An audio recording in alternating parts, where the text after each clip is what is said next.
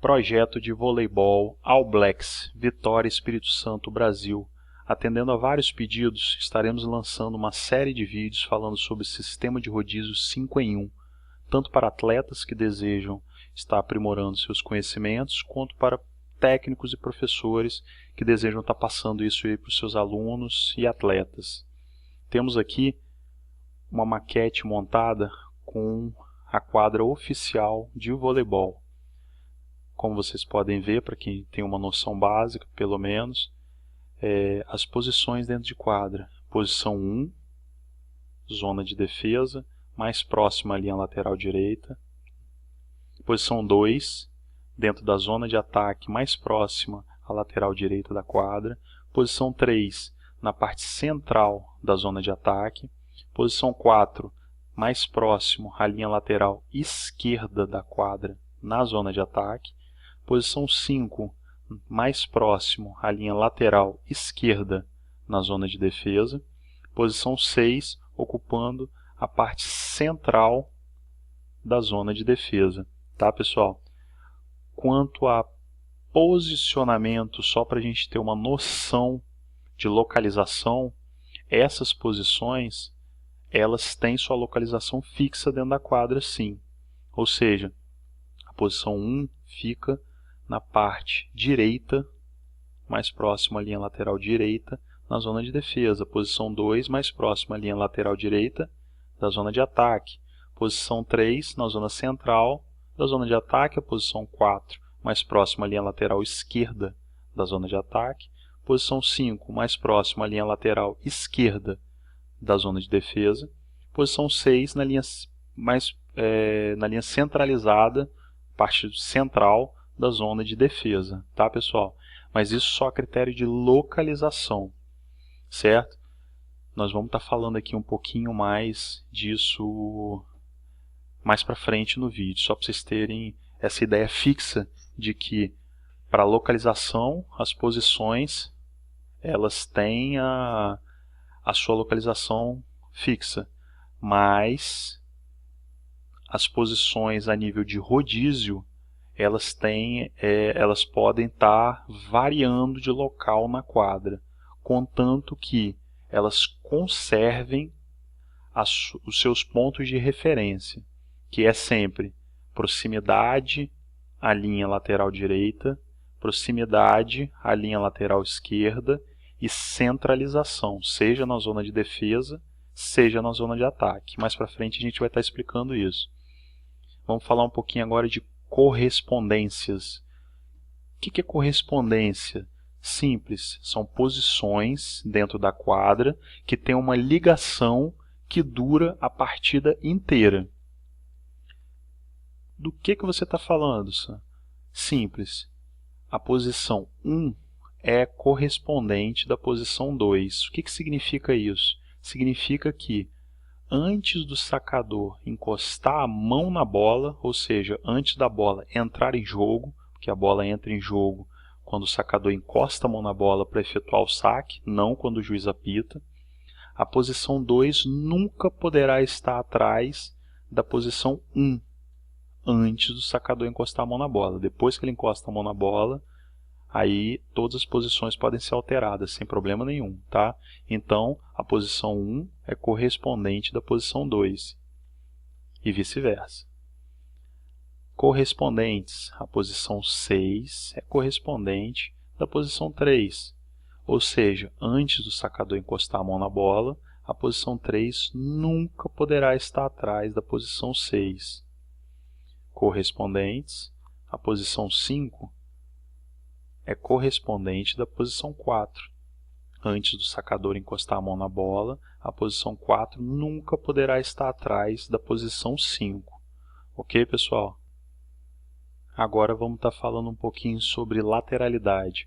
Assim como a correspondência, a lateralidade são posições que têm uma ligação por todo o jogo, toda a partida. Posições que têm que ser respeitadas para que não aconteça uma falta e sua equipe não seja penalizada. Antes do saque do time adversário acontecer, a posição 2 não pode ficar atrás da posição 1, como acabamos de ver. Assim como a posição 1 não pode passar para a esquerda da posição 6 antes do sacador encostar a mão na bola. A posição 1, como eu já tinha falado antes para vocês, é a posição da zona de defesa mais próxima à linha lateral direita da quadra. Então, antes do sacador encostar a mão na bola, ela tem que manter esse posicionamento de acordo com esse ponto de referência. Ela tem que ser a posição mais próxima à linha lateral direita da quadra, ou seja, antes do sacador encostar a mão na bola, a posição 6 não pode estar mais próxima à linha lateral direita do que a posição 1,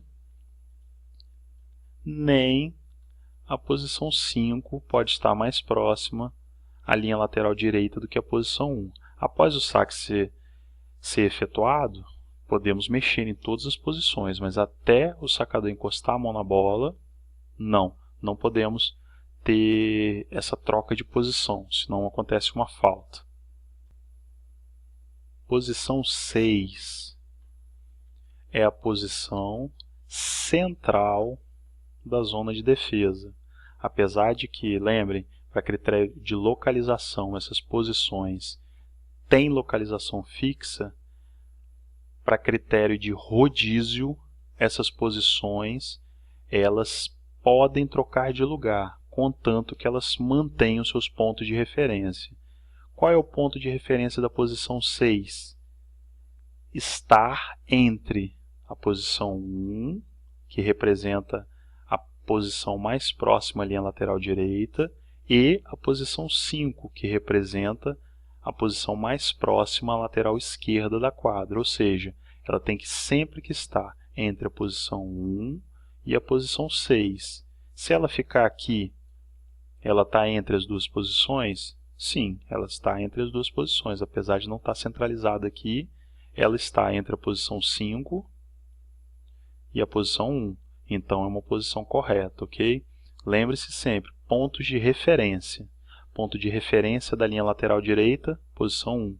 Ponto de referência da linha lateral esquerda, posição 5. Ponto de referência da posição 6, centralizado entre as duas posições. Posição 5. Qual é o ponto de referência da posição 5? Linha lateral esquerda. Ou seja, nem a posição 6, nem a posição 1 nunca poderá estar mais próxima à linha lateral esquerda do que a posição 5, antes do sacador encostar a mão na bola e colocar ela em jogo. Ok, pessoal? Se ela vir para cá, continua ficando mais próxima da linha lateral esquerda do que a posição 6 e a posição 1. Se ela vier para cá, já não está mais próxima, a posição 6 está mais próxima. Então, se for antes do sacador encostar a mão na bola, quando ele encostar a mão na bola e colocar ela em jogo, vai ser apontada uma falta para essa equipe e essa equipe estará perdendo um ponto. Ok? Então, antes do sacador colocar a bola em jogo, essas posições não podem ser trocadas. Por quê? Porque quando ele colocar a bola em jogo, será marcada uma falta contra essa equipe aqui de erro de rodízio, dando assim um ponto para sua equipe adversária. Posição 4, assim como a posição 5, diferenciando apenas as zonas, já que a posição 5 é a posição na zona de defesa ou zona de fundo, e a posição 4 é uma posição na zona de ataque ou zona dos 3 metros, a referência da posição 4 também é a linha lateral esquerda, ou seja, a posição 4 tem que ser a posição mais próxima à linha lateral esquerda do que todas as outras duas posições da zona de ataque antes do sacador colocar a bola em jogo.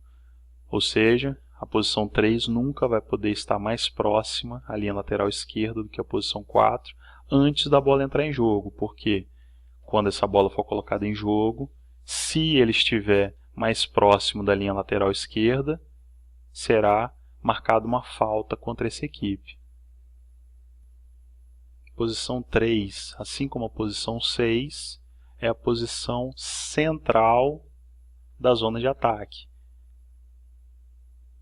Qual a característica dela? Estar entre a posição de número 2 e a posição de número 4.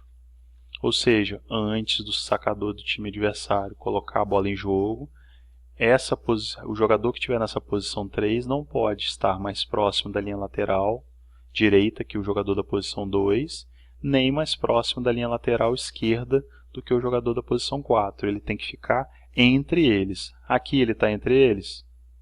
Aqui ele está entre eles. Aqui. Aqui.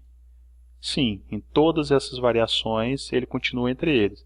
Passou dele, mais próximo à linha lateral direita, quando o sacador encostar a mão na bola e colocar ela em jogo, será apitada uma falta contra essa equipe. Finalmente, a última posição, a posição 2, assim como a posição 1, diferenciando apenas as zonas, né? Porque a posição 2 é uma posição da zona de ataque, é a posição mais próxima à linha lateral direita do que todas as outras posições na zona de ataque. Ou seja, antes do sacador colocar a bola em jogo, nenhuma das outras duas posições, a posição 3 e a posição 4, pode estar mais próxima à linha lateral direita do que a posição 2.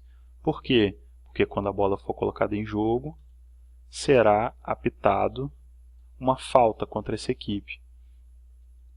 A nível de correspondência e lateralidade, temos um princípio básico. Vamos dar uma repassada agora nas duas situações ao mesmo tempo em cada posição, só para a gente poder frisar bem, tá, pessoal?